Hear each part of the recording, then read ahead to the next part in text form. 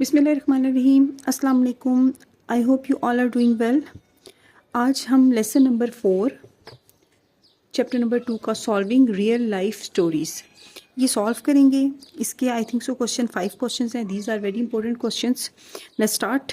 Number 1, at a fun fair, एक fun fair पे there were 5 times as many children as adults, यानी कि जितने भी अडल्ट्स आए हुए थे उसके 5 टाइम्स ज़्यादा चिल्ड्रन थे। यानी कि अगर हमारे पास अडल्ट्स 10 थे तो चिल्ड्रन 50 होंगे। ठीक है, 5 टाइम्स का ये मतलब है कि 5 टाइम्स मोर, 5 उससे मल्टीप्लाई होता है। There were twice as many boys as adults, और चिल्ड्रन में से जो बॉयज थे ना वो 2 टाइम्स थे अडल्ट्स के।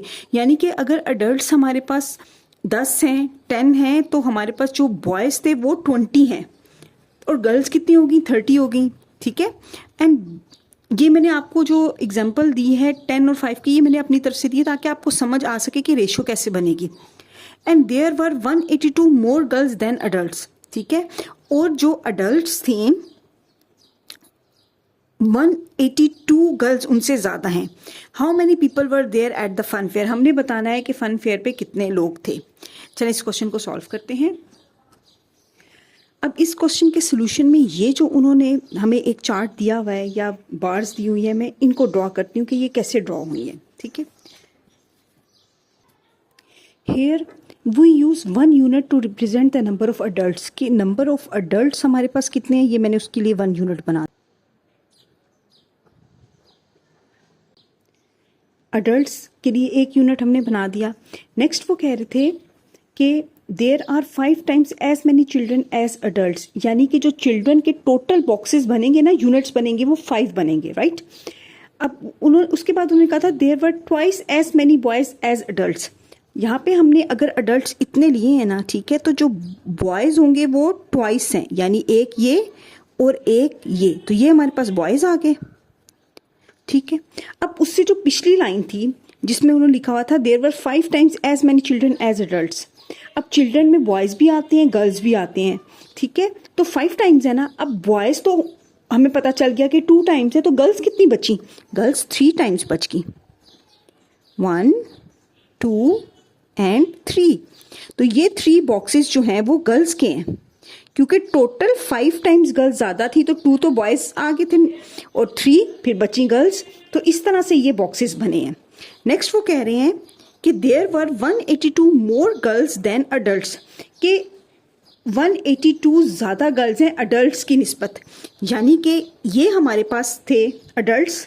राइट, तो अडल्ट्स से ज्यादा गर्ल्स यहां तक आ रही है ना, तो यहां से लेकर यहां तक, ठीक है,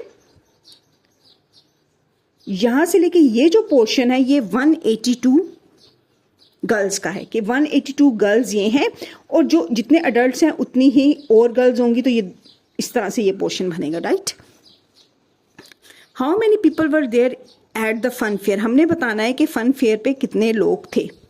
ठीक है, अब आप यहां देखिए, एक चीज नोट करें कि ये वाला जो अडल्ट्स हैं इसके इक्वल गर्ल्स का एक बॉक्स है। ठीक है, उन्होंने कहा था कि जो गर्ल्स हैं, ठीक है, वो 182 ज्यादा हैं, तो 182 ज्यादा हैं, तो ये 2 बॉक्सेस बने, तो हम करेंगे 2 यूनिट्स इक्वल टू 182।